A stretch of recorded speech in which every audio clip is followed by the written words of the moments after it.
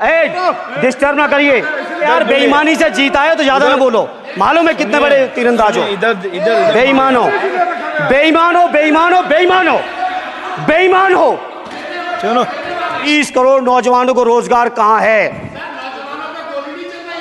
अरे छोड़िए यार, अबे कोई नोटिस नहीं लेता तुम्हें, छोड़ो। श्री धर्मेंद्र यादव जी, धर्मेंद्र यादव जी। धन्यवाद सभापति महोदय। 18वीं लोकसभा के निर्वाचन के बाद और इस नए संसद भवन के बनने के बाद आज मैं पहली बार बोलने के लिए खड़ा हुआ हूं।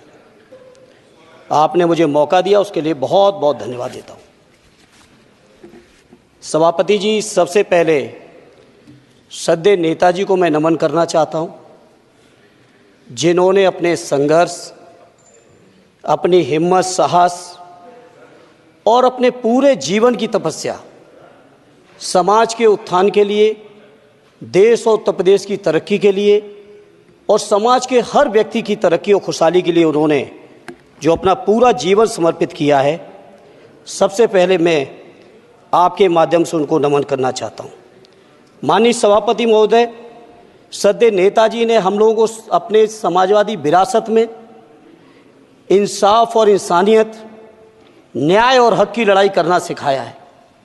उस लड़ाई को हम लोग बखूबी अपने नेता आदरणीय अखिलेश यादव जी के नेतृत्व में शानदार तरीके से उस विरासत को न केवल लड़ रहे हैं, बल्कि नेताजी के हर सपने को पूरा करने तक हम लोग चुप बैठने वाले नहीं हैं। सभापति महोदय, बजट एक व्यापक विषय है और जब इस विषय के बारे में सोचते हैं तो समझ में नहीं आ रहा कि कहाँ से शुरू करें, क्योंकि देश में आज कोई वर्ग नहीं बचा है।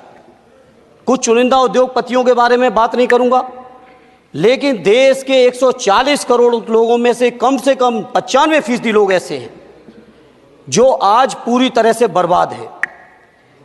एनडीए की ये सरकार 11वां बजट पेश कर रही है, लेकिन इस 11वें बजट के बावजूद अगर मैं देखता हूं तो समाज की जो गरीबों के लिए सबसे ज़्यादा ज़रूरी चीज़ें हैं, स्वास्थ्य का है तो स्वास्थ्य 2023 और 24 में बजट घटा दिया है।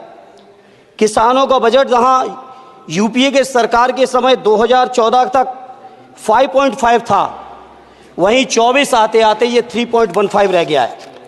शिक्षा का बजट जहां 2013 में 4.77 था, आज 23-24 आते आते ये 2.5% रह गया है। इसी तरह से जितनी भी ज़रूरी चीज़ें हैं, सभापति महोदय, मुझे कहने में कोई संकोच नहीं, ये जो बीजेपी की एनडीए की सरकार है, ये सरकार पूरी तरह से गरीब विरोधी, किसान विरोधी, नौजवान विरोधी, बुनकर विरोधी, छात्र विरोधी, दलित विरोधी, पिछड़ा विरोधी, मजदूर विरोधी, जितनी भी अगर उपाधियां दी जाएंगी सभापति महोदय वो कम हैं। और मैं कोई राजनीतिक भाषण नहीं दे रहा हूं, मैं उदाहरण सहित आपको जब नंबर आए तो बोल देना, और हमें पता है आपका नंबर भी नहीं आएगा आपकी पार्टी में, ये भी पता है हमें। सभापति महोदय, श्रद्धेय नेताजी ने हमेशा कहा है कि चुनाव में या जनता के बीच किया हुआ वादा अगर आप पूरा नहीं करते हैं तो वो भी एक सबसे बड़ा भ्रष्टाचार है, और उस भ्रष्टाचार में अगर किसी ने वर्ल्ड रिकॉर्ड बनाया है तो बीजेपी की और एनडीए की सरकार ने बनाया है। सभापति महोदय, 2014 के चुनाव के समय प्रधानमंत्री जी ने वादे किए कि 2 करोड़ रोजगार हर साल मिलेंगे। स्वामीनाथन जी, जिनको भारत रत्न दिया है सरकार को, मैं धन्यवाद देता हूं, लेकिन वो धन्यवाद अधूरा है जब तक उनकी सिफारिशों को नहीं मानते हो।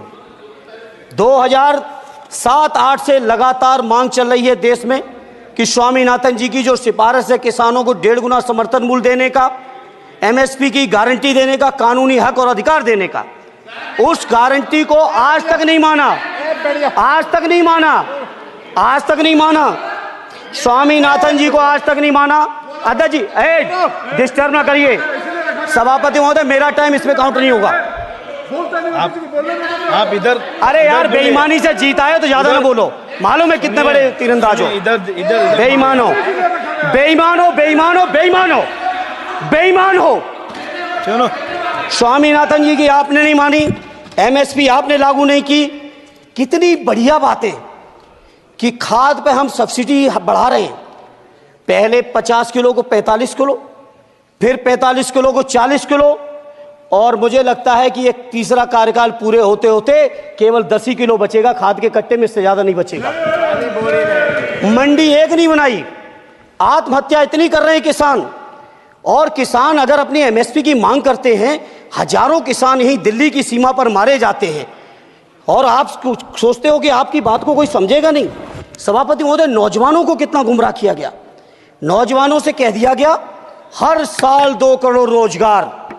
मैं आज सवाल पूछता हूं अपने नौजवानों की ओर से, बताएं भारतीय जनता पार्टी के लोग, सरकार में बैठे लोग, 10 साल आपने राज कर लिया है, आखिर 20 करोड़ नौजवानों को रोजगार कहां है?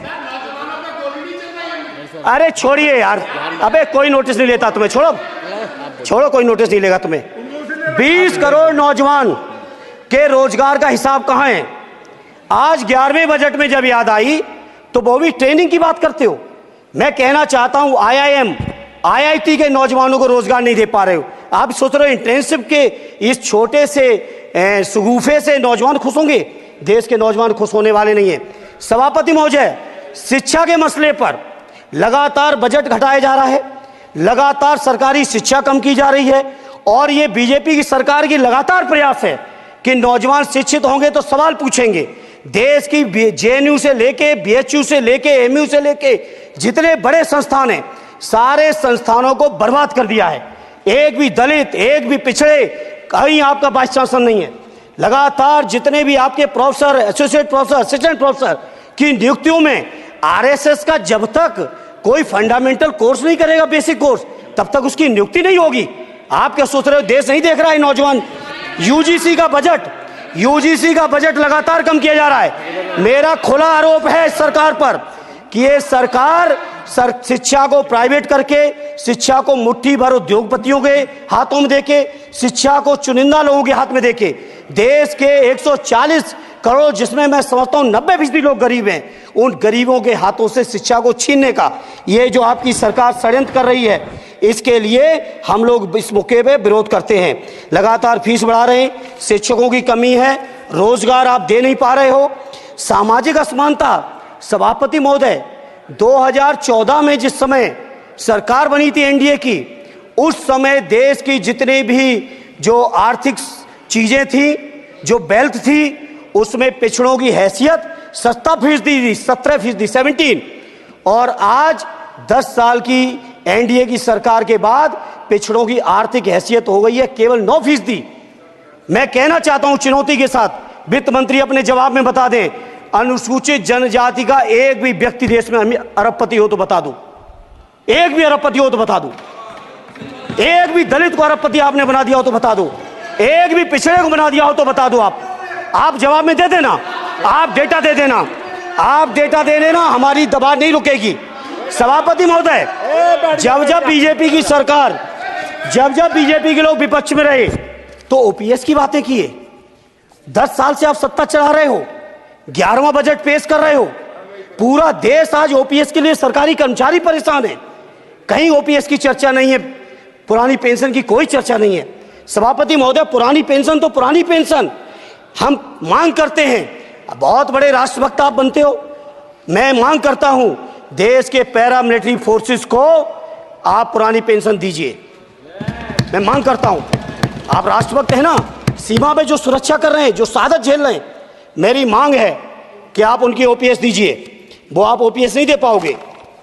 इसी तरह से सभापति महोदय, देश के अंदर बहुत से ऐसे संविदा कर्मचारी, एक से एक बढ़िया फार्मूला, अब कानूनन मंडल आयोग लागू हो गया तो कैसे पिछड़े दलितों को रोकें? तो संविदा कर्मी की प्राइवेट कंपनी, प्राइवेट आपने आउटसोर्सिंग कर दी।